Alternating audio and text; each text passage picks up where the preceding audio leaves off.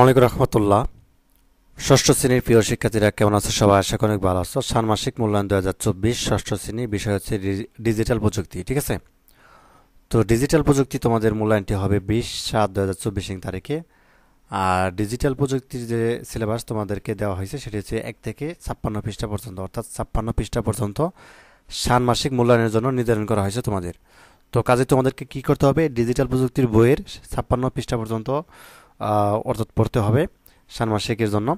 তো এখন বিষয় হচ্ছে ডিজিটাল প্রযুক্তি আসলে কি টাইপের প্রশ্ন আসে বা কী রকমভাবে হচ্ছে মূল্যায়নটা হয়, এই নিয়ে একটু কথা বলবো। ঠিক আছে, তো ভিডিওটি শুরু থেকে শেষ পর্যন্ত দেখো, তাহলে বুঝতে পারবে।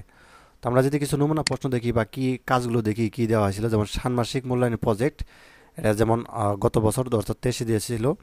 যেমন আমার শিক্ষা প্রতিষ্ঠানের ইতিহাস ঐতিহ্য নিয়ে প্রোফাইল তৈরি। ঠিক আছে, তো এখানে বেশ কিছু কাজ দেওয়া হয়েছিল। ঠিক আছে, ডিজিটাল প্রযুক্তির বিষয়ে বেশ কিছু কাজ দেওয়া হয়েছিল।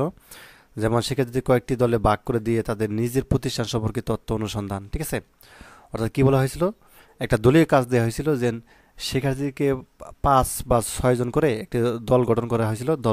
গঠন করে তাদেরকে কাজ দেওয়া হয়েছিল কি, প্রতিষ্ঠানের তথ্য সম্পর্কে বা অনুসন্ধান সম্পর্কে তাদের কাজ দেওয়া হয়েছিল। অর্থাৎ প্রতিষ্ঠান সম্পর্কে বিভিন্ন তথ্য রয়েছে না, এগুলো হচ্ছে তারা সংগ্রহ করেছিল। এরকম কাজ দেওয়া হয়েছিল। যেমন দলের একের কাজ দেওয়া হয়েছিল কি, বিদ্যালয়ের প্রাক্তন শিক্ষার্থী যারা নিজেদের মেধা সৃজনশীলতা প্রমাণ করে পেশা ক্ষেত্রে সফলতা অর্জন করেছে, এরকম বিষয়টি মনে হয় বোঝাতে পারিনি। অর্থাৎ ধরো 6টি দল করেছে। ঠিক আছে, একটি স্কুলে 6টি দল করেছে, তো তাদের প্রত্যেককে আলাদাভাবে কাজ দেওয়া হয়েছিল। যেমন দল নাম্বার 1 তাদের কাজ দেওয়া হয়েছিল কি, যারা তোমাদের যে স্কুলে তুমি পড়ো ওই স্কুলে যারা প্রাক্তন শিক্ষার্থী, মানে আগে যারা পাশ করে গেছে, তারা বর্তমানে তাদের মেধা বা সৃজনশীলতার মাধ্যমে তারা বর্তমানে কোন পেশা ক্ষেত্রে সফলতা অর্জন করেছে, এটা হচ্ছে তারা বের করেছিল। যেমন দলের 2-এর কাজ ছিল কি, বিদ্যালয়ের প্রাক্তন শিক্ষক যারা আন্তরিকতার সাথে শিক্ষকতা করেছেন এবং শিক্ষার্থীদের প্রিয় শিক্ষক ছিলেন।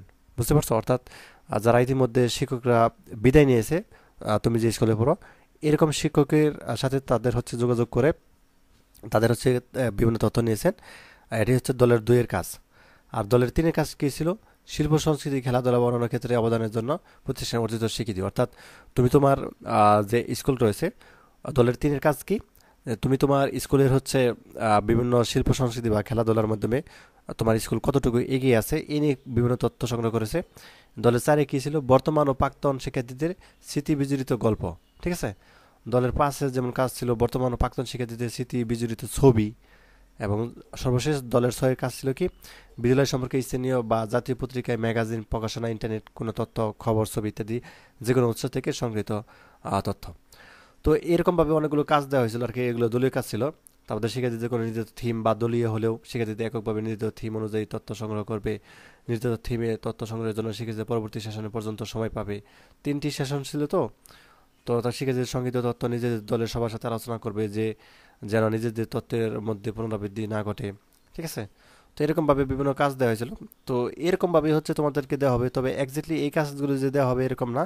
তো এই টাইপেরই কাজ তোমাদেরকে বিভিন্ন কন্টেন্ট তৈরি করতে বলা হতে পারে, বিভিন্ন হচ্ছে তৈরি করতে বলা হতে পারে।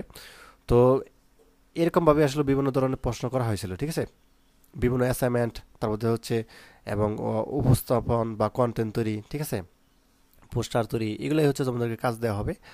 তো এই ছিল তোমাদের হচ্ছে নমুনা, অর্থাৎ প্রশ্নগুলো। আশা করি বুঝতে পারছো বিষয়টি। আর যেহেতু আগেই প্রশ্ন দিয়ে দিব, উত্তরগুলো হচ্ছে এই চ্যানেলে দেওয়া হবে। অবশ্যই সাবস্ক্রাইব করে রাখো। ধন্যবাদ সবাইকে। আল্লাহ হাফেজ।